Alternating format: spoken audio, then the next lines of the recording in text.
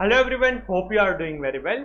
यहाँ पर हम डिस्कस करने वाले हैं आरटीपी मई 24 के क्वेश्चंस जो ऑडिट के हैं, जो इंपॉर्टेंट क्वेश्चंस है। आरटीपी मई 24 में एमसीक्यूज, जो क्वेश्चनर बेस्ड एमसीक्यूज, जो इंडिपेंडेंट एमसीक्यूज है और जो डिस्क्रिप्टिव क्वेश्चंस है, उसमें से जो इंपॉर्टेंट है उसके लिए मैंने कंपाइल कर दिया है एक डॉक्यूमेंट के अंदर। जो इंपॉर्टेंट है, अलग क्वेश्चन है कि जो आपको एग्जाम के पहले एक बार देखकर ही जाने चाहिए, तो वो एक आपको डॉक्यूमेंट है, वो भी आपको डिस्क्रिप्शन में लिंक मिल जाएगी, तो वहां से आप डाउनलोड कर सकते हैं। वो सारे इंपॉर्टेंट क्वेश्चन हम यहाँ से डिस्कस करेंगे। और जो आरटीपी के दूसरे क्वेश्चन है जो कहीं ना कहीं हमने चैप्टर के साथ डिस्कस कर लिए, वो क्वेश्चन क्या है वो मैं आपको बता दूंगा और उसके रेफरेंस क्या है वो भी बता दूंगा। तो वो अगर आपको रीड करना है तो कर सकते हैं, बाकी चैप्टर के साथ तो ऑलरेडी कवर अप हो ही चुका है। मैंने जो भी सीए इंटर ऑडिट के आईसीआई मॉड्यूल में से जो भी चैप्टर थे, चैप्टर 1 to 11 के सारे ही पार्ट्स अपलोड कर दिए हैं, सारे ही वीडियोस अपलोड कर दिए। तो पूरा आईसीआई मॉड्यूल में से अगर आपको पढ़ना है तो उसका प्लेलिस्ट आपको मिल जाएगा। और तो और जो मैंने नोट्स कंपाइल किए थे फ्रॉम द आईसीआई मॉड्यूल, तो उसके ऊपर भी रिवीजन वीडियोस है, वो मैंने अपलोड कर दिए। चैप्टर 9 का बाकी है, वो भी मैं अपलोड कर दूंगा। आरटीपी मई 24 का वीडियो अपलोड कर रहा हूँ, आरटीपी सितंबर 24 आएंगे तो वो भी मैं अपलोड करूंगा। और ये जो कंपाइलेशन है उसमें भी आपको वो जो आरटीपी सितंबर 24 के जो इंपॉर्टेंट क्वेश्चंस होंगे वो उनके साथ मिल जाएंगे। बाद में एमटीपी के क्वेश्चंस भी हम कवर अप करेंगे, राइट। और तो और मैंने कॉस्टिंग के भी वीडियोस है वो अपलोड करना स्टार्ट किया है from the ICI module. Costing के सारे चैप्टर्स हम कवर अप करने वाले, थियरी और प्रैक्टिकल, तो आप वो देख सकते हैं। यूट्यूब में है ये सब कुछ और सब कुछ फ्री है, तो आप इसका बेनिफिट है वो ले सकते हैं। और तो और आप शेयर भी कीजिएगा अपने फ्रेंड्स के साथ, राइट। तो चलिए हम अब आरटीपी मई 24 के जो इंपॉर्टेंट क्वेश्चंस है वो कवर अप करते हैं। जो इंपॉर्टेंट क्वेश्चन मैंने यहाँ पर कंपाइल किए वो मैं आपको दिखा दूंगा, वो हम इन डिटेल समझेंगे। और जो बाकी के क्वेश्चन है वो भी हम आरटीपी में से एक बार फटाफट देख लेंगे। चलिए, सबसे पहले एमसीक्यूज का पार्ट है। आंसर से वो at the end of all the MCQs वो दे रखा है। सबसे पहला जो केस सिनेरियो है, DS and Company Chartered Accountants are statutory auditor of SAR Industries Private Limited, a company engaged in manufacturing business since 2018. The company is operating from rented premises and it does not have building of its own. ये जो DS and Company है वो CA form है, वो एक SAR industries private limited का audit करते हैं जो मैन्युफैक्चरिंग में है, और वो रेंटेड प्रीमाइसेस में से अपने ऑपरेशंस है वो करते हैं, उनका कोई भी बिल्डिंग ओन्ड नहीं है। It had upgraded its machinery last time in 2020 में उन्होंने अपनी मशीनरी को अपग्रेड किया था, right. Except interest in this company, promoters, directors, key managerial persons and their relatives do not have interest or ownership in any another entity. जो भी उनके promoters है, रिलेटिव डायरेक्टर्स है, रिलेटिव्स है, केएमपीज जो है, उनका और कोई कंपनी में कोई भी और कोई एंटिटी में कोई भी इंटरेस्ट नहीं है। Also, the company does not enter into any business dealings with promoters, directors, KMPs and their relatives. और ना ही वो डायरेक्टर, केएमपी, प्रोमोटर या उनके रिलेटिव के साथ कोई भी बिजनेस ट्रांजैक्शन करते हैं। The directors and KMP get only reasonable remuneration from the company. और जो KMP और डायरेक्टर है उनको reasonable remuneration जो अलाउड है, परमिटेड है, right, normal course of business होना चाहिए, उसी हिसाब से दिया हुआ है। Though company has an internal control system in place, it has not appointed internal auditor. Internal control से but internal auditor को अपॉइंट नहीं किया है। It is also not mandatorily required to make such an appointment under the provisions of the Companies Act 2013. और Companies Act 2013 के हिसाब से internal auditor appoint करना मैंडेटरी नहीं है। तो ये इन्फॉर्मेशन में से हमें यहाँ पर पता चलता है कि कोई भी रिलेटेड पार्टी नहीं है, क्योंकि जो भी प्रोमोटर, डायरेक्टर या केएमपी या रिलेटिव है उनका कोई और एंटिटी में इंटरेस्ट नहीं है, ना ही इस सारे पर्सन के साथ जो कंपनी है जिसका ऑडिट हो रहा है वो ट्रांजैक्शन करते हैं, राइट। तो ये हमें पता चलता है, और यहाँ से पता चलता है कि इंटरनल कंट्रोल से बट इंटरनल ऑडिट डिपार्टमेंट नहीं है, इंटरनल ऑडिट के कोई भी ऑपरेशंस नहीं होते और वो कंपलसरी भी नहीं है। DS and Company have accepted audit of the above company for year 2022-23 for the first time. Promoters and directors of the company are known to engagement partner only socially for quite some time. Socially वो जो भी directors वगैरह, promoters और directors है, वो जो ये form है CA फॉर्म, उनको जानते हैं, सोशली जानते हैं। However, it is for the first time that any type of professional work related to this company has been accepted by them. Right? पहली बार ये कोई भी प्रोफेशनल सर्विसेज है वो प्रोवाइड करने वाला है इस कंपनी को। While formulating audit plan for the company, CAD engagement partner has planned certain risk assessment procedures and further audit procedures consisting of test of controls and substantive procedures in relation to different areas. ये जो CAD जो engagement partner है उन्होंने plan किया है कि risk assessment procedure करेंगे और उसके बाद फर्दर ऑडिट प्रोसीजर करेंगे जिसमें टेस्ट ऑफ कंट्रोल्स और सब्सटेंटिव प्रोसीजर्स है वो परफॉर्म किया जाएगा। The following is extract of financial information of the company, right. यहाँ पर figures in rupees in crores दिए हुए हैं और ईयर 22-23 जिसका ऑडिट करने वाले हैं और ईयर 21-22 जो प्रीवियस ईयर है उसकी कुछ इंफॉर्मेशन है। टर्नओवर 30 करोड़ हुआ है इस साल में जिसका ऑडिट करने वाले और 15 करोड़ प्रीवियस ईयर का था। Inventories 5 crore 2 crore.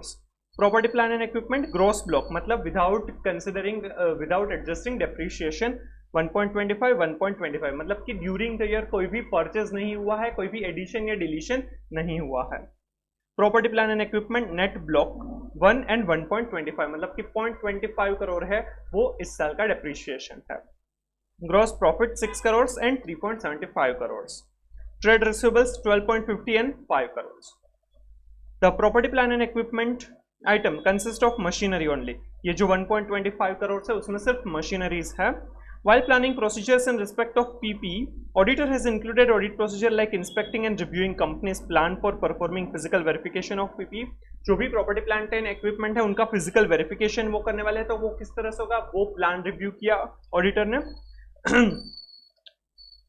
Assessing depreciation method used, ये जो 25.25 करोड़ 25 लाख का जो डेप्रीशिएशन है वो किस तरह से उसकी मेथड क्या है। Verifying cost of PPE items acquired during the year with purchase bills, जितने भी प्रॉपर्टी प्लान एंड इक्विपमेंट की आइटम्स एक्वायर की है ड्यूरिंग द ईयर उसके परचेस बिल्स देखेंगे। बट एक्चुअल में यहाँ पर कोई भी परचेस नहीं हुआ है क्योंकि प्रीवियस ईयर में भी 1.25 ग्रॉस ब्लॉक था, इस साल में भी 1.25 ग्रॉस ब्लॉक है, तो कुछ भी परचेस नहीं हुआ है। ये जब आप केस सिनेरियो पढ़े तभी आपको ये सारी चीजें क्लिक होनी चाहिए, आपको समझना है, राइट, और कनेक्ट भी करते रहना है। हो सकता है कि पहली बार आप पढ़े तब पता ना चले, तो फिर से आप 2-3 बार केस सिनेरियो क्वेश्चन पढ़ के आंसर कीजिएगा तो आपके आंसर सही होने के चांसेस बढ़ जाएंगे, राइट। जब MCQ से वो totally based on case scenario होंगे तब तो आपको अच्छे से केस सिनेरियो पता होना चाहिए, तभी आप अच्छे से आंसर कर पाएंगे, अदरवाइज आपके आंसर गलत हो सकते हैं। And calculation recalculation of depreciation charge in statement of P&L, और रिकैलकुलेशन वो करने वाला है, ये 4 प्रोसीजर्स करने वाला है। बट एक्चुअल में एक्विजिशन तो कुछ हुआ नहीं है तो वो प्रोसीजर करने की जरूरत नहीं है। Further, while performing risk assessment procedure to identify risk of material misstatement in financial statements, engagement partner has come to notice that there is considerable variation in gross profit ratio as compared to last year। वो जब भी देख रहे थे risk assessment procedure कर रहे थे तब देखा कि ग्रॉस प्रॉफिट मार्जिन जो है उसमें काफी वेरिएशन है। यहाँ पर क्या है, 30 करोड़ का सेल्स है ड्यूरिंग द 22-23, राइट, और यहाँ पर 6 करोड़ का प्रॉफिट है, तो 6 डिवाइड बाय 30 करेंगे तो कुछ 20% आएगा, राइट। और जो प्रीवियस ईयर का 21-22 का है तो 3.75 अपॉन 15 करेंगे तो अराउंड 25% आएगा। तो यहाँ पर पहले 25% था, अब 20% है, तो 5% कम हुआ है gross profit margin. During performance of substantive procedure he has also studied data of purchase and sales of the company during the year under audit and has also compared such data with preceding year and earlier years ago. Purchase और sales का data उन्होंने देखा और previous year और earlier year से उनके साथ भी उन्होंने कंपेयर किया उस डेटा को, राइट। ये सारी प्रोसीजर्स की है, उसके बेसिस पर हमें क्वेश्चंस दिए हैं तो वो देखते हैं। First question, keeping in view description provided in the case scenario which of the following statement is likely to be the most appropriate, right. Case scenario पढ़ने के बाद आपको कौन सा सबसे सही सेंटेंस लगता है जो नीचे दिया गया है उसमें से। Engagement partner is known socially to promoters and directors of the company. The situation mandatorily involves advocacy threat casting a doubt on auditor's independence. Irrespective of this, detection risk in engagement is low. यहाँ पर advocacy threat है, ये option जो बोल रहा है कि socially वो एक दूसरे को जानते हैं तो एडवोकेसी थ्रेट रहेगा इंडिपेंडेंस को, और यहाँ पर irrespective of this detection risk जो है एंगेजमेंट का वो लो रहेगा। डिटेक्शन रिस्क मतलब कि ऑडिटर है वो उनकी प्रोसीजर से जो फाइनेंशियल स्टेटमेंट का ऑडिट करेंगे उसमें मिसस्टेटमेंट जो मटेरियल मिसस्टेटमेंट है उनको डिटेक्ट ना कर पाए, वो जो रिस्क है वो कम रहेगा। ऑप्शन बी है engagement partner is known socially to promoters and directors of the company. The situation mandatorily involves familiarity threat casting a doubt on auditor's independence. Irrespective of this, detection risk of engagement is high. यहाँ पर familiarity threat बोल रहे हैं और detection risk को high बोल रहे हैं। सी ऑप्शन सी है the situation reflected in the case scenario may not constitute threat to independence of auditor. Respective of this detection risk of engagement is low, यहाँ पर कोई भी थ्रेट नहीं है और डिटेक्शन रिस्क जो है वो कम है, लो है। The situation reflected in the case scenario may not constitute threat to independence of auditor. Respective of this detection risk of engagement is high. यहाँ पर भी बोल रहे हैं कि इंडिपेंडेंस को कोई भी थ्रेट नहीं है और डिटेक्शन रिस्क है वो हाई है। यहाँ पर जो पार्टनर्स और जो प्रोमोटर्स और डायरेक्टर्स है वो एक दूसरे को सोशली जानते हैं, वो कोई भी थ्रेट इंडिपेंडेंस के लिए क्रिएट नहीं करता है, क्योंकि जब भी ऑडिटर का कोई भी ऑडिटर को अपॉइंट करेंगे तो वो थोड़ा सा तो जान पहचान होगी ही, राइट। तो वो सोशली जान सकते हैं, उनसे इंडिपेंडेंस को कोई भी थ्रेट नहीं होगा। हाँ, कोई रिलेटिव वगैरह होगा, क्लोज रिलेटिव वगैरह है तो फेमिलियरिटी थ्रेट आ सकता है, बट यहाँ ऐसा कुछ भी नहीं है। तो ऑप्शन सी या फिर डी में से आएगा। और यहाँ पर डिटेक्शन रिस्क है वो ज्यादा होगा, क्योंकि पहली बार ऑडिट कर रहे हैं तो प्रोसीजर्स क्या करना है, किस तरह से बिजनेस वगैरह ऑपरेट करते हैं, तो उसमें कुछ भी गलत होने के चांसेस है। इसीलिए ऑप्शन डी है वो करेक्ट आंसर आएगा। इंडिपेंडेंस को कोई भी थ्रेट नहीं है और डिटेक्शन रिस्क हाई रहेगा। फिर क्वेश्चन 2 है CAD has included audit plan certain included in audit plan certain procedures in respect of PPE items. Which of the following audit procedures included in audit is not likely to be relevant? Property plan and equipment को check करने के लिए audit plan में कुछ procedures उन्होंने decide किए हैं, तो कौन सी प्रोसीजर इररिलेवेंट है, काम की नहीं है। Inspecting and reviewing company's plan for physical verification of PPE, assessing depreciation method used, verifying cost of PPE item acquired during the year with purchase bills and recalculation of depreciation charged in statement of P&L. ये already हमने discuss कर लिया था, यहाँ पर आएगा answer C, क्योंकि कोई भी एक्विजिशन नहीं हुआ है ड्यूरिंग द ईयर, तो परचेज और एक्विजिशन को चेक करने की जरूरत नहीं है, बाकी तीनों प्रोसीजर्स हम करेंगे। फिर question 3, which of the following statement is likely to be most suitable to explain the fact relating to variation in gross profit ratio as compare to last year. जो ग्रॉस प्रॉफिट रेशियो में difference आ रहा है उसका reason क्या हो सकता है, मोस्ट सूटेबल कौन सा फैक्ट हो सकता है। GP ratio has decreased in year 22-23 as compared to year 21-22. It may be due to the reason that sales prices may have been reduced by the company to procure more orders. GP ratio है वो कम हुआ है ऐसा बोल रहे हैं। पहले हमने देखा कि यहाँ पर पहले 25% था, अब 20%, तो रिड्यूस तो हुआ है, राइट। और ऐसा बोल रहे हैं कि GP रेशियो कम इसलिए हुआ है क्योंकि जो सेल्स प्राइस है उनको रिड्यूस किया गया होगा ताकि ज्यादा ऑर्डर्स मिल सके। तो ऐसा लग तो रहा है क्योंकि यहाँ पर 15 करोड़ पहले प्रीवियस ईयर में सेल था, अब 30 करोड़ है, तो सेल तो बड़ा है, तो ऐसा हो सकता है, राइट। बाकी के ऑप्शन भी देखते हैं। ऑप्शन बी है gross profit ratio has increased in the year 22-23 as compare to year 21-22. It may be due to the reason that cost of material purchased by the company could have decreased. यहाँ पर ऐसा बोल रहे हैं कि जो GP ratio है वो इंक्रीज हुआ है, तो ये तो गलत है, क्योंकि इंक्रीज क्यों हुआ है, क्योंकि शायद कॉस्ट ऑफ परचेस है वो डिक्रीज हुआ होगा, बट ये तो आंसर नहीं है क्योंकि जीपी रेशियो रिड्यूस हुआ, डिक्रीज हुआ है। GP ratio has decreased in year 22-23 as compare to year 21-22. It may be due to the reason that office staff salary engaged in administrative function and office maintenance expenditure could have increased.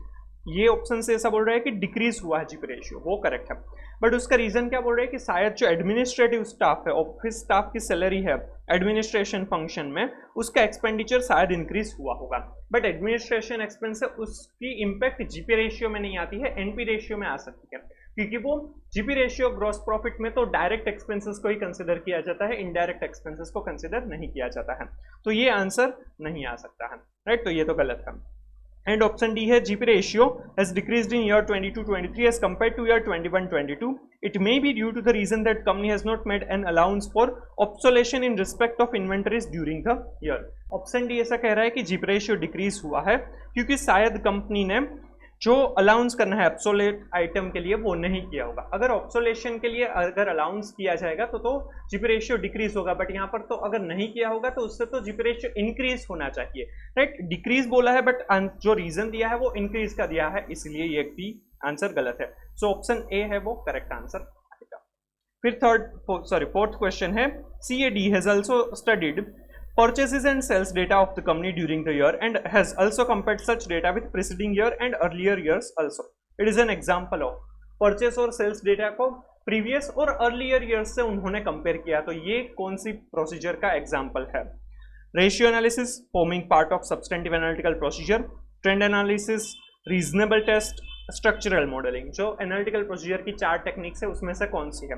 तो ये trend analysis है, क्योंकि trend में previous years के trend क्या है उसी के हिसाब से है या नहीं वो चेक किया जाता है, कंपेयर किया जाता है, ये ट्रेंड एनालिसिस बनेगा। एंड लास्ट एमसीक्यू जो है, considering case scenario in totality identify which of the following combination of standard is not proper for their likely relevance in performing and completing above engagement. Right, ये पूरा case scenario को देखकर आपको बताना है कि कौन सा जो स्टैंडर्ड्स का जो यहाँ पर कॉम्बिनेशन आपको ऑप्शंस में दिए है वो कौन सा कॉम्बिनेशन नॉट प्रॉपर, कौन सा बराबर नहीं है, वो हमें बताना है। SQC1 जो है वो क्वालिटी कंट्रोल के लिए है, और वो जो भी फॉर्म ऑडिट रिव्यू वगैरह करते हैं उनको एप्लीकेबल होगा। तो ऑडिट यहाँ पर कर रहे हैं तो SQC1 तो एप्लीकेबल होगा। ऐसे 220 है वो quality control for an audit of financial statement है, तो वो किसी भी फाइनेंशियल स्टेटमेंट का ऑडिट किया जाएगा तो वो एप्लीकेबल होगा। ऐसे 501 जो है audit evidences right specific consideration for selected items, तो इन्वेंटरीज है, लिटिगेशन एंड क्लेम्स या सेगमेंट इन्फॉर्मेशन के बारे में है। तो यहाँ पर इन्वेंटरीज है, राइट, हमें यहाँ पर जो इन्फॉर्मेशन बताई थी उसमें यहाँ पर इन्वेंटरीज है, तो इन्वेंटरीज आएगी तो वो आपको एग्जिस्टेंस और कंडीशन चेक करना रहेगा, तो वो एप्लीकेबल हो जाएगा। ऐसे 505 एक्सटर्नल कंफर्मेशन है, तो यहाँ पर हमें ट्रेड रिसीवेबल्स बताए गए थे, तो उसके लिए हम एक्सटर्नल कंफर्मेशन हम यूज कर सकते हैं, तो ऐसे 505 भी एप्लीकेबल हो जाएगा। तो ये जो चारों एसेस है वो हम कंसिडर करने वाले हैं, इसीलिए ये आंसर नहीं आएगा। ऐसे 550 जो है वो रिलेटेड पार्टीज का है, राइट, तो यहाँ पर रिलेटेड पार्टीज नहीं है, हमें ऐसा बताया गया था क्योंकि प्रोमोटर्स KMP डायरेक्टर रिलेटिव उनका किसी और जगह पर इंटरेस्ट नहीं है, और ना ही उन किसी के साथ एंटिटी जो है वो कोई भी ट्रांजेक्शन्स करते हैं, तो यहाँ पर रिलेटेड पार्टी की रिक्वायरमेंट नहीं आएगी, इसीलिए ये ऐसे हमें कंप्लाई नहीं करना है, इसका हमें कंप्लायंस जरूरी नहीं है। ऐसा 510 जो है वो initial audit engagement opening balances के बारे में है, जब भी ऑडिट पहली बार हो रहा है या फिर जो ऑडिटर है वो पहली बार कर रहा है किसी एंटिटी का, तब ऐसा 510 एप्लीकेबल होगा। और ये जो केस सिनेरियो में हमें बताया था कि ये जो जो भी ये CA फर्म है वो पहली बार फर्स्ट टाइम ये ऑडिट करने वाली है, तो ये ऐसा 510 जो है ऐसा 510 जो है वो एप्लीकेबल हो जाएगा। ऐसे 220 जैसे मैंने आगे बताया कि ये तो एप्लीकेबल होगा, कोई भी ऑडिट करेंगे तो उसमें। ऐसे 610 है using the work of internal auditor, जहां पर भी इंटरनल ऑडिटर होंगे तो वहां पर स्टेट्यूटरी ऑडिटर है वो इंटरनल ऑडिटर के वर्क को यूज कर सकता है, पर ऐसे 610 यहाँ पर एप्लीकेबल नहीं होगा क्योंकि यहाँ पर हमें आगे ही बता दिया था कि कोई भी इंटरनल ऑडिटर नहीं है, राइट। तो ये ऑप्शन बी आंसर आने के चांसेस है, पर फिर भी दूसरे जो ऑप्शन है वो भी देख लेते हैं। ऐसे 700 ऑडिट रिपोर्ट है तो वो तो एप्लीकेबल होगा ही, क्योंकि अगर हम ऑडिट करेंगे तो ऑडिट रिपोर्ट तो हमें इश्यू करना ही है। ऐसे 510 हमने आगे ही डिस्कस किया, राइट, ओपनिंग बैलेंसेस चेक करने रहेंगे। ऐसे 220 एप्लीकेबल होगा। ऐसे 500 ऑडिट एविडेंस है वो भी एप्लीकेबल होगा, ऑडिट एविडेंस तो हमें कलेक्ट करना ही है। SQC1 राइट, वो तो सारी फर्म्स को एप्लीकेबल होगा जो भी assurance services engagement services provide करेंगे। ऐसे 700 ऑडिट रिपोर्ट भी एप्लीकेबल होगा, तो आंसर आएगा बी, राइट। ये अच्छा क्वेश्चन है, इसमें गलती होने के चांसेस है। तो ये था हमारा पहला केस सिनेरियो RTP May 24 का। होपफुली आपको अच्छे से समझ में आ गया होगा। अगर कुछ भी समझ में ना आए तो आप कमेंट कर सकते हैं, मैं रिप्लाई जरूर करूंगा। चलिए अब दूसरा केस सिनेरियो देखते हैं। CA M Raja has accepted offer of appointment of auditor of an entity. As business carried on by the entity is new to him, he wants to gain an understanding about the entity and its environment, including its internal control. CA M Raja है वो कोई एक entity का auditor बनता है और वो पहली बार कर रहा है ऑडिट, तो वो रिस्क असेसमेंट प्रोसीजर करना चाहता है through understanding of entity, it's environment, including it's internal control. In this regard, he has performed procedures to obtain audit evidence about design and implementation of relevant controls. He has performed various procedures like inquiry, inspection and observation in this regard. वो understanding लेना चाहता है regarding the जो controls है वो किस तरह से डिजाइन हुए हैं और उनका इम्प्लीमेंटेशन किस तरह से हुआ है, उसके लिए inquiry, inspection, observation, various procedures वो परफॉर्म करते हैं. He wants reasonable assurance that accounting system is adequate and that all accounting information which should be recorded has in fact been recorded. उनको देखना है कि जो भी अकाउंटिंग सिस्टम में जो भी रिकॉर्ड होना चाहिए वो रिकॉर्ड हुआ है. Further, during the course of audit, he has noticed as required by the management, bank reconciliation is required to be performed monthly. However, the same is not carried out as stipulated due to time constraint faced by the accountant. BRS है वो monthly prepare होना चाहिए, वो उन्होंने देखा कि management ने ऐसा रिक्वायरमेंट रखी है, बट टाइम कंस्ट्रेंट की वजह से स्टाफ मेंबर्स है वो BRS को परफॉर्म नहीं करते हैं. The entity has a system of procuring its raw material supplies on the basis of valid purchase orders issued by the entity. However, purchase orders are not numbered in a sequence properly. जो भी material वगैरह purchase करना है तो उसके लिए purchase order बनवाना जरूरी है, राइट। और वो जो परचेस ऑर्डर है, राइट, वो सीक्वेंस में ही नंबर में होना चाहिए, बट यहाँ पर परचेस ऑर्डर सीक्वेंशियली नंबर में नहीं है, प्रॉपरली नहीं है। सीक्वेंस में होगा तो अगर कोई भी डिलीट किया है तो पता चल जाएगा। Wage sheets are not verified by responsible official as required by management. जो वेज सीट है, जो भी लेबर्स को वेजेस पे किए जाते हैं, तो वो वेज सीट है, वो रिस्पॉन्सिबल ऑफिशियल है, वो प्रॉपरली चेक नहीं करते हैं। Staff of an entity is responsible for bringing cash from centers in nearby areas to entity's premises from where it is deposited into entity's bank account. However, concerned officer has not renewed insurance for cash in transit. जो staff members है वो near कि उनके areas branches वगैरह है वहां से अपने जो मेन ऑफिस है वहां पर कैश लेकर आते हैं और वो फिर बैंक में डिपॉजिट किए जाते हैं, बट जो कैश इन ट्रांजिट के लिए इंश्योरेंस नहीं करवाया है। तो ये चारों चीजें क्या है, इंटरनल कंट्रोल में जो प्रॉपर नहीं है, इंटरनल कंट्रोल में जो लूप होल है उसके बारे में हमें यहाँ पर बताया गया है। तो ये था केस सिनेरियो। अब उसके बेसिस पर जो एमसीक्यूज है वो देखते हैं। पहला है, the auditor has performed procedures to obtain audit evidence about design and implementation of controls. Which of the following procedures is more reliable to obtain audit evidence relating to application of control? वो जो भी controls है उनकी design और implementation check करना चाहता है, तो एप्लीकेशन ऑफ कंट्रोल के लिए मोर रिलायबल ऑडिट प्रोसीजर कौन सी रहेगी?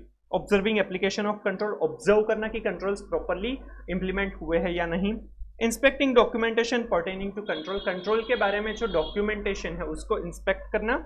Inquiry about application of control, सिर्फ पूछना, इंक्वायरी करना about application of control. And studying design of control, सिर्फ कंट्रोल की डिजाइन को स्टडी करना। यहाँ पर आंसर आएगा ए, ऑब्जर्विंग। ऑब्जर्वेशन से आपको एक्चुअल में पता चलेगा कि हाँ ये एक्चुअल में कंट्रोल इंप्लीमेंटेड है या नहीं।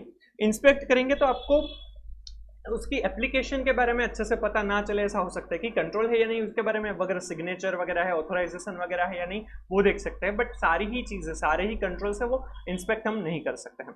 सिर्फ इंक्वायरी करेंगे तो वो रिलायबल ऑडिट एविडेंस नहीं बनेगा, क्योंकि इंक्वायरी में तो जो मैनेजमेंट है, उनके स्टाफ मेंबर्स है, वो जो अच्छा होगा, राइट, वही बोलेंगे, उससे एक्चुअल में इंप्लीमेंटेशन पता नहीं चलेगा।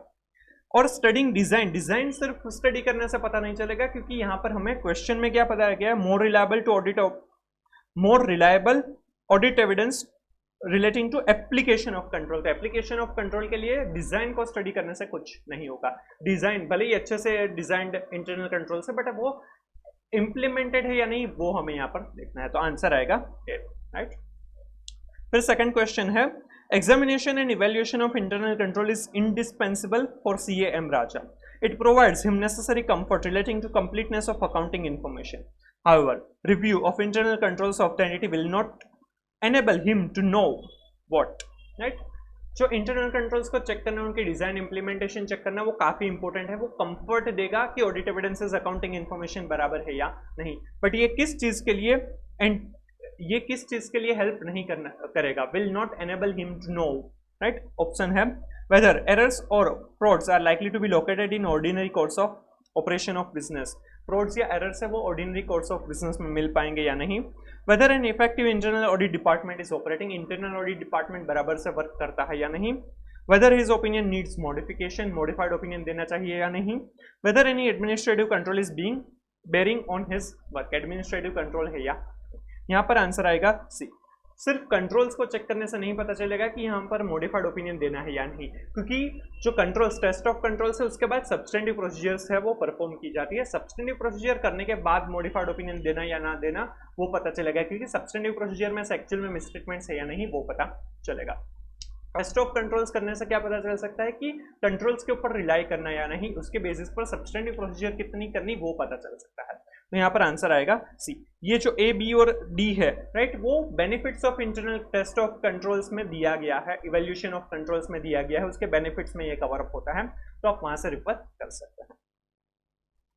फिर थर्ड एमसीक्यू है, as regards weakness is identified by the auditor in control system, which of the following represent significant deficiencies in internal control. हमें यहाँ पर 4 डेफिशिएंसीज दे रखी थी, राइट। तो ये डेफिशिएंसीज में से कौन से सिग्निफिकेंट डेफिशिएंसीज है? Option A, not performing BRS bank reconciliation timely and not verifying weight sheets by responsible official only, सिर्फ बीआरएस और वेटसीट प्रॉपर्ली नहीं देखा, राइट, वही सिग्निफिकेंट डेफिशिएंसी है। Not performing BRS timely and lack of proper sequence in purchase order only, BRS नहीं बनाया और जो परचेज ऑर्डर है वो सीक्वेंस में नहीं है, ये सिर्फ दो ही सिग्निफिकेंट डेफिशिएंसीज है। Not performing BRS timely, lack of proper sequence in purchase order, not verifying receipts by responsible official and lack of insurance for cash in transit, चारों की चारों है वो significant deficiency है। lack of insurance in cash in transit only, सिर्फ cash in transit के ये insurance नहीं है, यही सिर्फ एक significant deficiency है। यहाँ पर आंसर आएगा सी, चारों की चारों जो है वो significant deficiency है। सिंपल।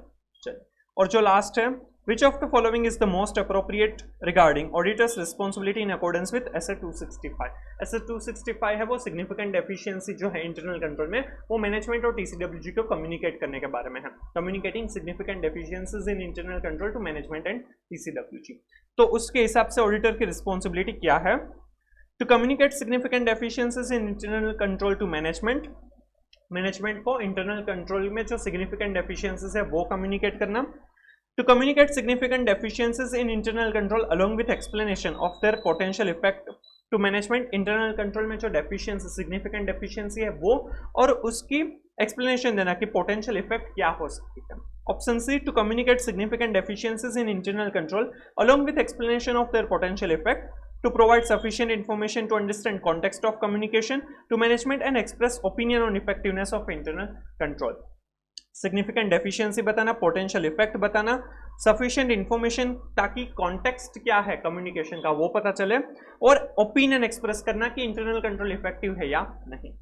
और ऑप्शन डी है to communicate significant deficiencies in internal control along with explanation of their potential effect and to provide sufficient information to understand context of communication to management. और significant deficiency, उसके potential effect और sufficient information देना ताकि context है वो पता चल पाए, राइट। यहाँ पर आंसर आएगा D.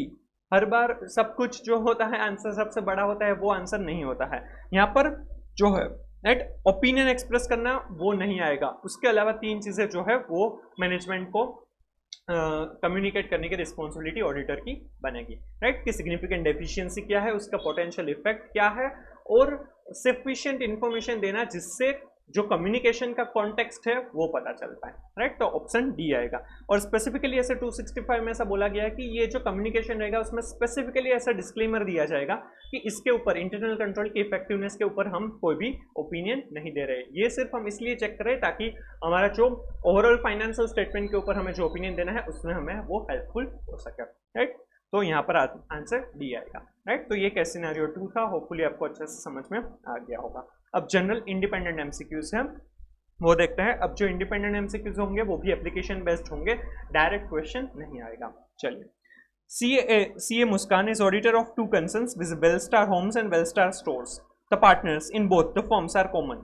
While auditing financial statements of Wellstar Homes, she has noticed that few expenditure bills pertaining to Wellstar Stores have been entered in its books.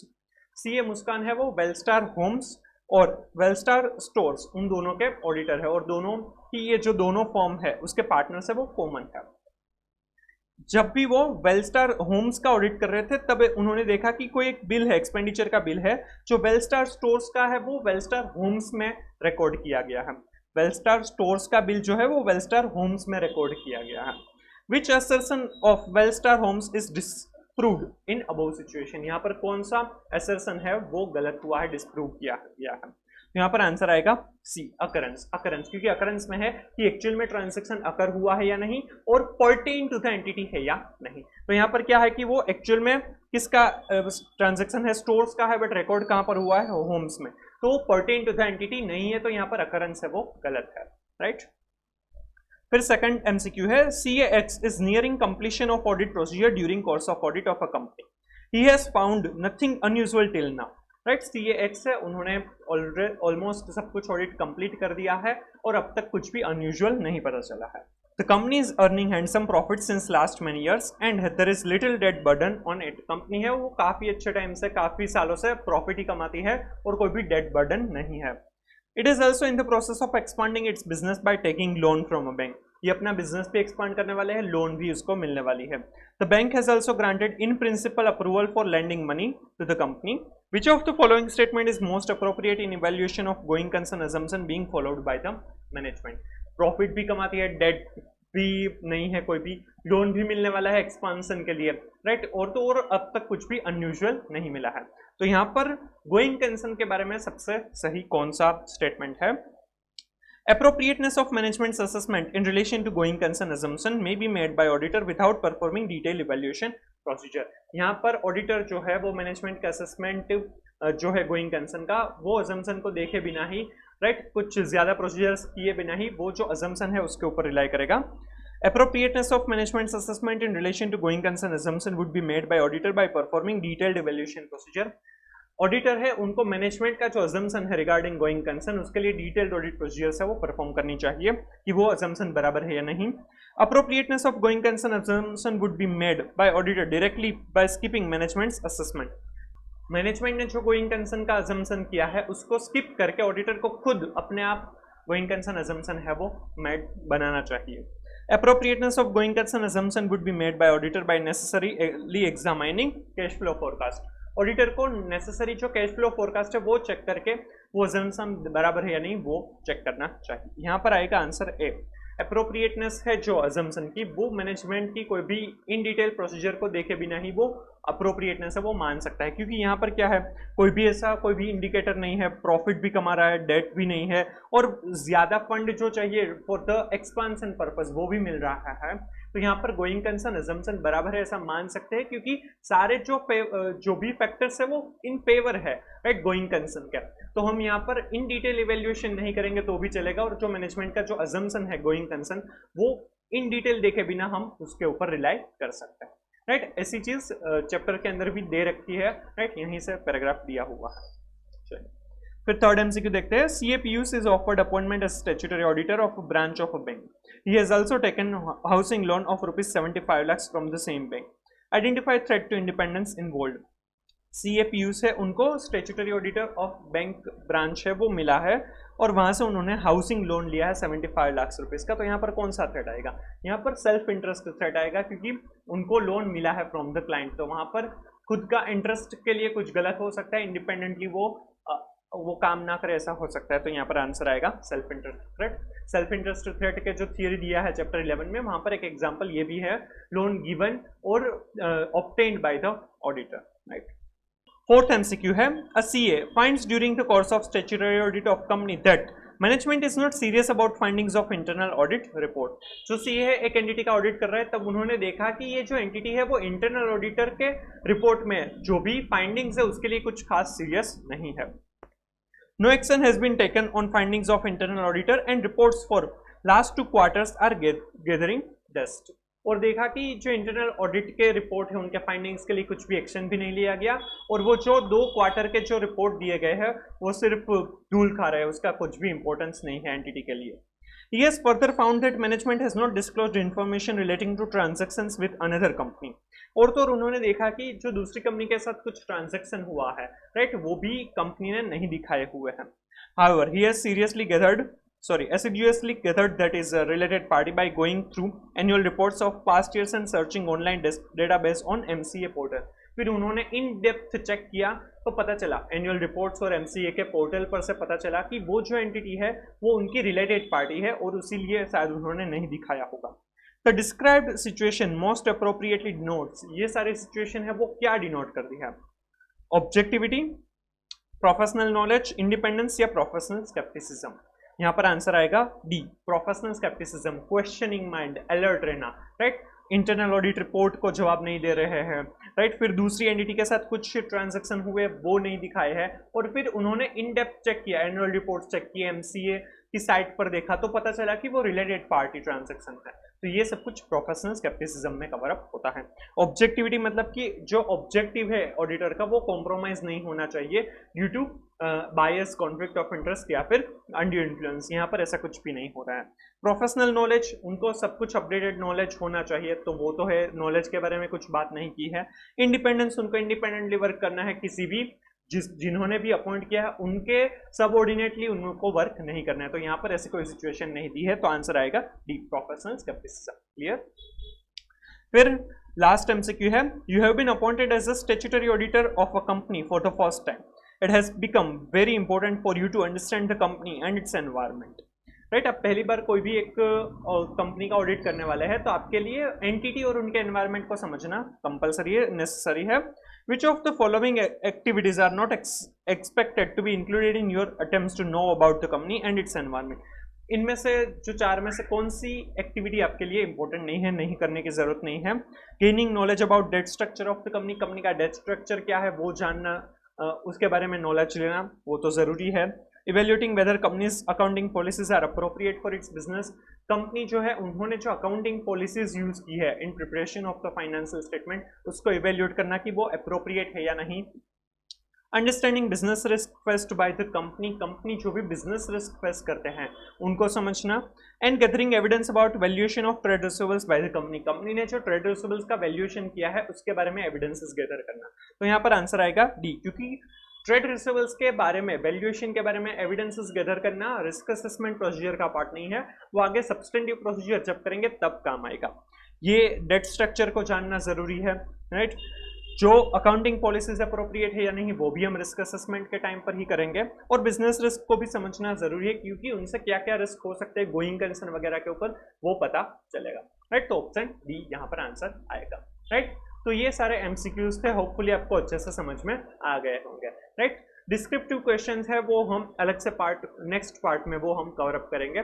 यहाँ पर हम पूरे ही एमसीक्यूज हमने कवर अप कर लिए आरटीपी May 24 के, hopefully आपको अच्छे से समझ में आ गए होंगे। अगर ये वीडियो अगर आपको अच्छा लगा तो please like and share the video, comment if you have any doubt, suggestion और reviews, and please subscribe the channel and stay tuned for more videos. Thank you so much.